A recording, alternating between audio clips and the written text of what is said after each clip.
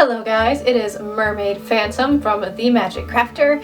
We are on day 5 of the Mersona Bootcamp series. If you haven't watched the other videos in the series yet, you can check the description box below for the playlist and you can catch up there.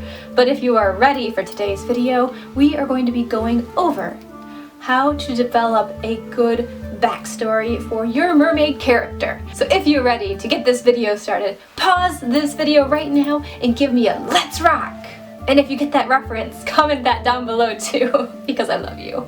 In this video, we're going to go over a couple of different points to cover when trying to build your mermaid or merman's backstory, and just some different things to keep in mind as you go along the process. This video is going to help you craft a believable character and give your character some depth and kind of create a separate life for your Mersona. After we discuss what it takes to build a good Mersona and some things to consider, we will dive into a couple of little side notes and some exciting little tidbits that I can't wait to share with you. We're going to start with the first little bit, and that is the origin story of your mermaid character. This is the story that tells how your character was created, where they are located. You might want to maybe paint a little pretty picture in your mind or even physically write it out of the place you imagine your mermaid character being created or born or brought into this earth. And then from there, the origin story would take you from where they were first created all the way to where they are now. So just think of kind of those things, where your character was, where everything started for them, and then how that leads up to where they are now. This is a good time to develop your character's why. So if you have a good story, say you want to do something about they were born in a lake and that lake was polluted and they had to leave their home and they were really sad about it and yada yada yada, and now they had to move to a new location, and that's why they are teaching humans about picking up after themselves because they don't want to see the environment ruined. Maybe that's your story. It doesn't have to be about environmentalism. It doesn't have to be something dramatic. It doesn't have to be something sad. But just think of a backstory for your character. And take a lot of time doing it because it's pretty important. The second thing to think about when you're creating your Mersona's story is personal traits. That would be your character's age, your character's gender, maybe the species you are. Are you a siren? Are you a mermaid? Or are you a selkie? Are you a naiad? Are you a shapeshifter? Like, what is your character? Also, social status. Are you a prince or a princess or a queen or a king or some form of royalty? Or are you a humble servant to somebody or a politician? I don't know. Think of some personal details that you can use to give your character depth.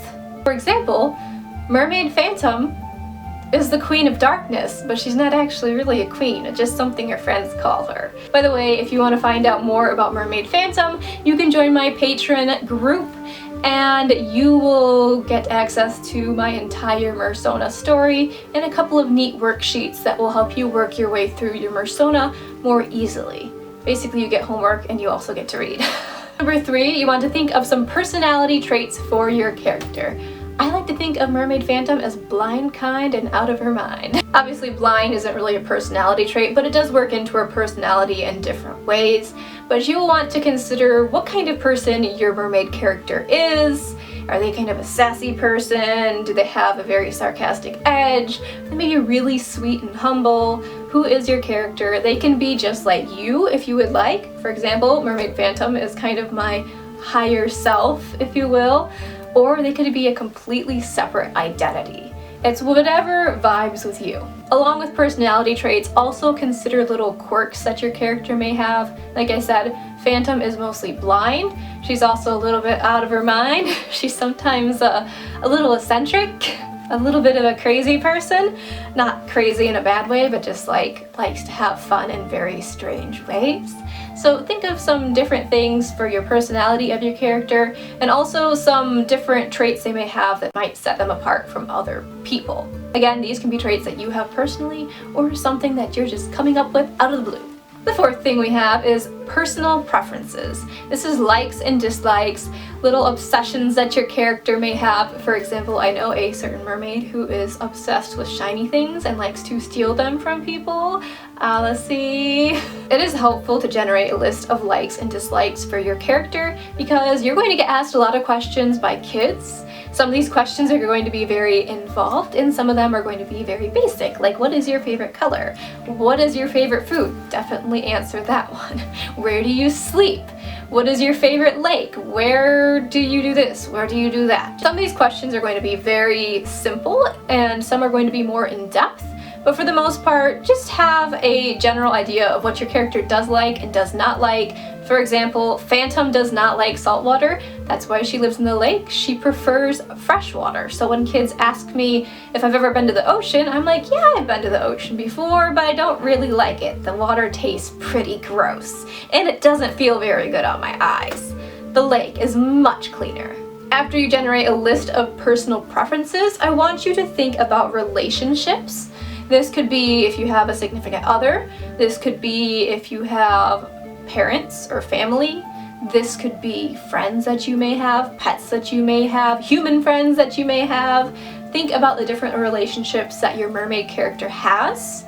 And bear in mind that if you do plan on using real people as your family or friends, that you ask these other mermaids first before you assume that they want to be your mom, for example, because I don't want to be anybody's mom. I'm just gonna throw that out there. Phantom's not a mommy. So you can have imaginary people be your character's parents and whatever, or family members or friends, or you can use real people. It's up to you. But again, I do advise that you actually talk to the real people and ask them permission to use their character and your backstory before you just throw them in there. And 6, this doesn't really have much to do with a backstory per se, but this is something you need to figure out an answer for, and it's something you're going to get asked. So at some point in your mermaid journey, someone's gonna see you with legs. I guarantee you that. You need to incorporate something into your story that explains why you have legs. Maybe you have fairy friends who are invisible to the human eye and only you can see them, and they help you transform the many different forms as needed. Or maybe you have a magical item. I like to use crystals. And if you'd like to get any crystals, you can see the description box below. I am an affiliate for the White Witch Parlor and she sells crystals. I will list which ones are waterproof and safe to use. But I will take these with me to events sometimes and when I go to the beach. And if kids see me changing and I'm just covered up with a blanket and everything, and they'll ask me what I'm doing, or if kids see me with legs and they want to know how I got the legs, I'll show them my magic crystal and explain to them that it only works for me because it was enchanted by these magical fairies. And it is my ticket to becoming a human or transforming into anything that I'd like to transform into. You can also do this with other items such as necklaces, which I'm not actually wearing, or if you have a piece of jewelry you wear all the time.